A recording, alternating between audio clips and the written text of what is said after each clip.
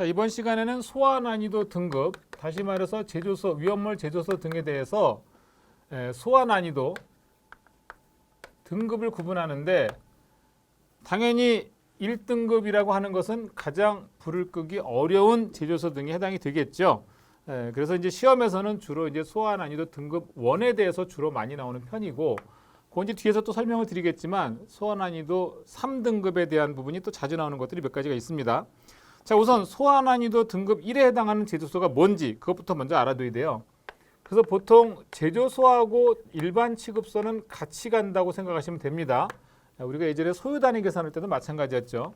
제조소하고 취급소는 위험물을 다루면서 위험성이 있기 때문에 이건 같이 가는 거고, 그래서 주로 여기서는 연면적이 1000제곱미터 이상이다 그러면 소화 난이도 등급 1등급으로 보는 거고, 그 다음에 지정수량 100배 이상, 그 다음에 세 번째가 뭐냐면 집안면으로부터 6m 이상의 높이의 위험물 취급 설비가 있는 경우, 요 세 가지가 가장 중요한 내용이 되겠고요. 자, 그 다음에 이제 제조소나 취급소는 그렇게 보는데, 옥내 저장소의 경우에는 지정수량이 조금 달라져요. 150배 이렇게 되겠습니다. 그 다음에 연면적은 150제곱미터를 초과하는 경우, 그 다음에 처마 높이 역시 6m 이상 단층 건물. 그래서 이렇게 구별하셔야 돼요. 제조소 취급소는 지정수량이 100배 이상, 옥내 저장소는 150배, 그리고 제조소 취급소는 연면적 1000제곱미터, 옥내 저장소는 150제곱미터 이렇게 보시면 되겠습니다. 이게 주로 가장 많이 나오는 거고, 그 다음에 이제 5개 탱크 저장소. 자, 5개 탱크 저장소 같은 경우는 이것만 기억하시면 돼요. 액 표면적이 40제곱미터 이상이다.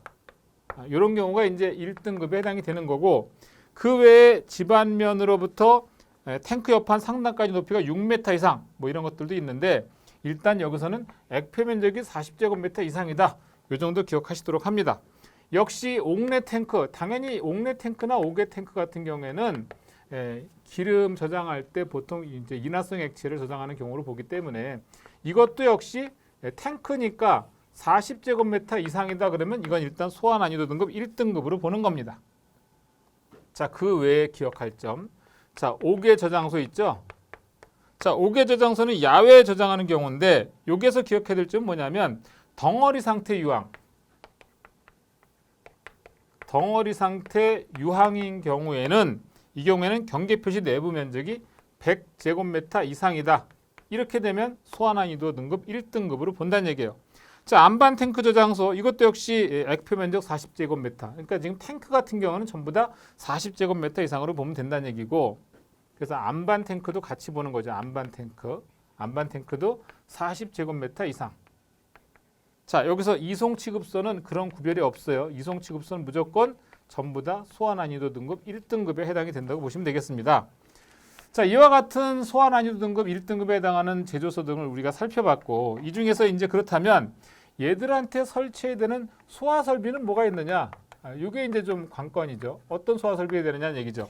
그래서 제조소 및 일반 취급소 같은 경우에는 옥내 소화전, 5개 소화전, 스프링클러 또는 물분무 등 소화 설비 다 해당이 됩니다. 자, 다만 여기서 우리가 좀 기억해야 될 점은 5개 탱크 저장소에 있어서 이게 이제 유황만 취급하느냐 또는 인화점 70도 이상 사류 위험물을 취급하느냐, 이런 기준이 되는 게 좀 있어요. 그래서 지중 탱크나 해상 탱크 외의 것으로서 만약에 유황만 저장한다, 유황만 저장한다면 이 경우에는 물분무 소화 설비, 이거 시험에 여러 번 나왔었어요. 이건 좀 기억해야 돼요. 그리고 인화점 70도 이상 사류 위험물을 저장 취급하는 경우에는 물분무 소화 설비 또는이라고 해야지, 또는 고정식 포소화 설비다. 이런 게 이제 나올 수가 있는 거예요. 이런 게 나올 수가 있단 말이죠. 그래서 5개 탱크 저장소에 대한 그 소화 설비 좀 기억을 해 두시고요. 그 다음에 이제 간혹 가다가 이제 지중 탱크나 또는 해상 탱크에 대해서도 별도로 물어보는 경우가 있습니다. 그래서 이런 경우에는 지중 탱크의 경우에는 고정식 포소화 설비, 이동식 이외의 불활성 가스 소화 설비, 그다음에 이동식 이외의 할로겐 화물 소화 설비 이렇게 보시고요. 해상 탱크 같은 경우에는 역시 마찬가지로 고정식 포사 설비는 당연히 들어가는 거고 물분무 포사 설비, 그다음에 이동식 이외의 불활성 가스 소화 설비 이렇게 좀 보시면 되겠습니다. 그 외 나머지는 한번 살펴보시고요. 이게 이제 소화 난이도 등급 1등급에 대한 얘기가 되겠고 이게 이제 2등급이 되면 이게 조금 이제 좀 달라져요. 뭐냐면 2등급은 제조소 저장소는 연면적이 600제곱미터. 이거 이제 2등급에 대한 얘기야. 예. 그리고 지정 수량은 10배. 벌써 뚝 떨어지죠. 예. 그리고 이제 옥내 저장소 같은 경우에는 단층 건물 이외의 것은 일단 2등급군으로 보는 거고 역시 이 경우에 연면적은 150제곱미터 초과하는 경우 지정 수량 10배. 이렇게 좀 달라져요. 자, 그리고 여기서 또 이제 기억해야 될 점이 2등급에서는요. 주유 취급소, 옥내 주유 취급소하고 이종 판매 취급소가 2등급군으로 들어간다. 이렇게 보시면 되겠습니다. 자, 여기서 설치해야 되는 소화 난이도 2등급에 있어서의 소화 설비는 거기 이제 잠깐 보시면 제조소, 옥내 저장소, 그리고 옥외 저장소, 주유 취급소, 판매 취급소, 일반 취급소 같은 경우에는 대형 수동식 소화기를 설치하고 해당 위험물의 소요 단위의 5분의 1 이상, 5분의 1, 소요 단위 5분의 1 이상에 해당하는 능력 단위 소형 수동식 소화기 등을 설치해라. 이런 얘기가 되겠습니다. 자, 이제 이 외에 지금 언급한 거 외에 나머지는 다 소화 난이도 등급 3등급군으로 보시면 되죠. 나머지는 3등급군으로 보면 되는데 이 3등급군에 설치하는 소화 설비 요게 또 시험에서 자주 나와요. 그래서 일단 지하 탱크 저장소하고 그 다음에 이동 탱크 저장소를 구분해서 좀 보는데 지하 탱크 저장소 같은 경우에는 소형 수동식 소화기를 능력 단위 수치가 3 이상, 자, 2개 이상 설치해야 되는 경우가 되겠고 이동 탱크 저장소의 경우에는 자동차용 소화기, 요게 또 시험에서 많이 나오죠.